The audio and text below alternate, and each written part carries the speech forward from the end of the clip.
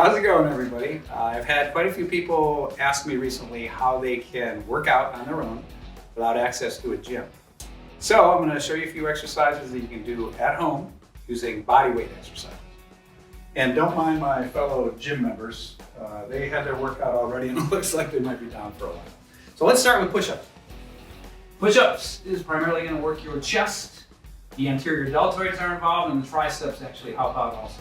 And when you're doing push-ups and any exercise for that matter, make sure that you're keeping your core completely engaged, and that way we can use the appropriate muscles that the exercise is designed to work.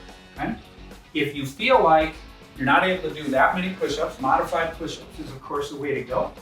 Same idea, keep the core engaged. All you're doing is basically flexing at the shoulders and the elbows. And we're simply going down and up. If you want to make it a little more challenging, simply prop your feet up onto a bench, a chair, a footstool. Now we're doing a decline push-up. If you feel like you want to make it even more demanding, do any of these exercises. Very slow down, very slow up. That's going to force you to work a lot more with the muscle groups involved. Okay. Now let's get into the shoulders a little bit. I'm simply going to prop my feet up onto the footstool. I'm going to try and get my hands directly under my shoulders. And now this is similar to an overhead press, and then I'm working more of the lateral part of the shoulders. Chest is going to be involved a little bit, but it is more of a shoulder exercise. Okay, now let's work the back a little bit. We're going to get on the floor and we're going to do a version of what we call the Superman exercise. Feet are going to be up, arms are going to be up. I'm going to flex the elbows just a little bit. I really need to engage the core to protect that lower back.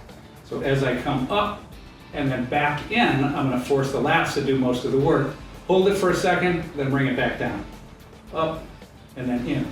So this allows the lats to get worked. Your trapezius gets involved a little bit, your rhomboids. The lower back, you're going to feel it, but it should be an isometric action. We don't want any movement in that lower back.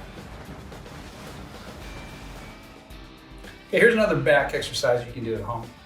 Crawl under a table, a bench, a bar if you have it, and we're going to do an exercise similar to cable row or bent over row. We're working the opposite direction, so I'm using gravity a little bit differently. All I'm basically going to do is just row up and down. Okay, great lat and posterior deltoid exercise. All right, now let's move on to the arms. You're going to need a couple of props, and in this case, I'm simply going to pick up a backpack. Actually, I have two backpacks. So most of you will have a backpack or something of some weight. We're basically just going to do arm curls, which all of you know how to do with dumbbells.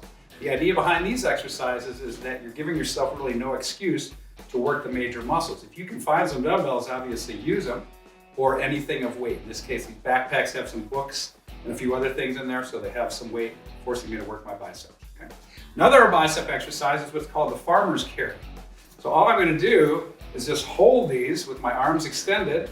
I can either stand there for a little while or walk around. The idea being, especially as I add the weight, is that isometrically my biceps are getting a nice little workout. The triceps are working also, shoulders, but your biceps are going to definitely feel some work if you're doing what we call the farmer's carry. All right, now let's show you a couple exercises for the triceps. I'm going to have my hands on this footstool. A chair works, a bench works. These are called bench dips or reverse dips. And all I'm going to do is flex at the elbows, and I'm working the triceps. The same idea as all the other exercises. We want to take our time on the way down and on the way up. If you want to make it more demanding, make it super slow on the way down and even slower on the way up. Another tricep exercise, we're going to go back to the push-ups. But rather than have our hands wide apart, I'm going to move my hands in as close as they can be, and then I'm going to tuck those elbows as close to my body as I can. This is still going to force the chest to get involved, but it becomes primarily a tricep exercise. So this is a good way to go also.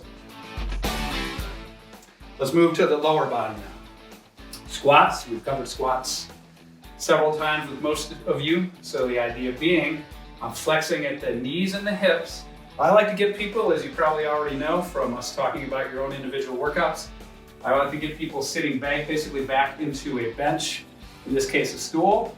That forces me now to use my glutes, once I reach the sitting position, to drive upward.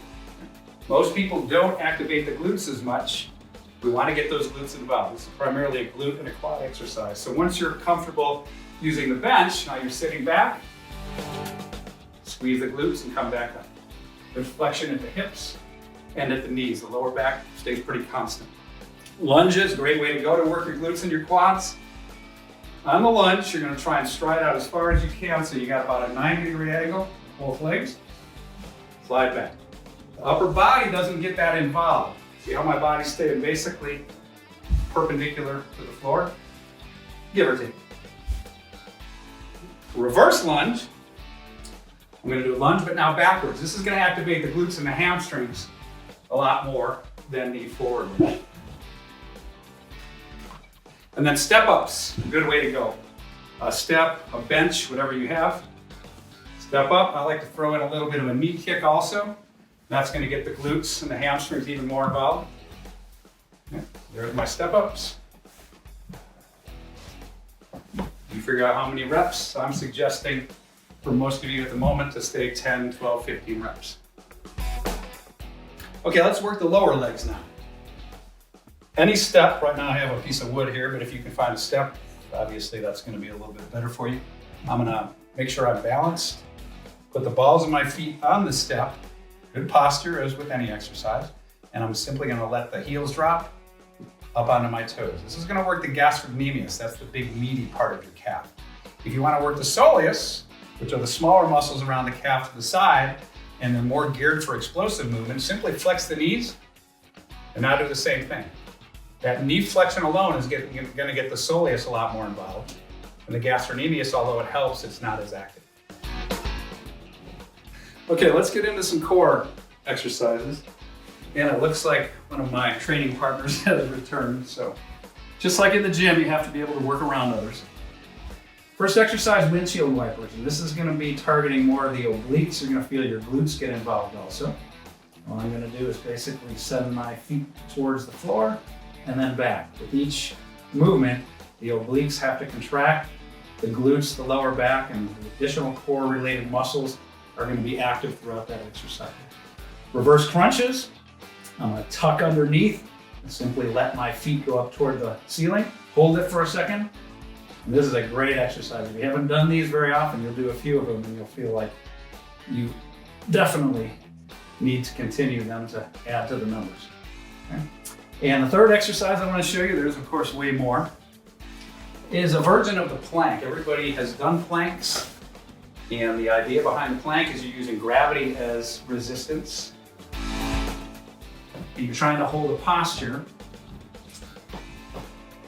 that will allow you to keep that back stable. So I'm going to be in a push-up position. I have my feet leaning on the footstool. I can just hold this. This is a good exercise if you want to hold it for a little bit. We can make it a lot more challenging by just walking out. As you're walking out, you're going to feel every muscle in the ab region and the hip region get involved. Okay? So we're going to call that a plank walkout. All right, let's wind down the workout with a couple of cardio exercises that you might want to add. First one is mountain climbers. So this is going to get the heart rate up, and you're also going to work pretty much the entire body. I'm going to be in a push-up position, and I'm going to take my right foot and slide it forward so that my knee is flexed, and then I'm simply going to switch positions with each leg. So you can decide the pace you want to keep, decide how many you want to do, but this is a good way to wind down your full body workout. And the last exercise, you may or may not want to include it. People have a love-hate relationship with this exercise. It's burpees. And burpees is going to certainly challenge you. I'm standing straight up. I'm going to do a squat. Let my hands go to the floor. Reach the push-up position. Go ahead and do that full push-up if you want to. Come back up. Throw the knees forward. Straighten up. Reach for the ceiling. Down. Kick the legs back. Push up. Whoops. I'm trying to work around my partner. So there you have it. There's a sampling of exercises you can do at home, where you don't have to go into a gym. There's way more than this. This is certainly not all inclusive, but this is enough to get you started and keep you busy until you're able to get back into the gym.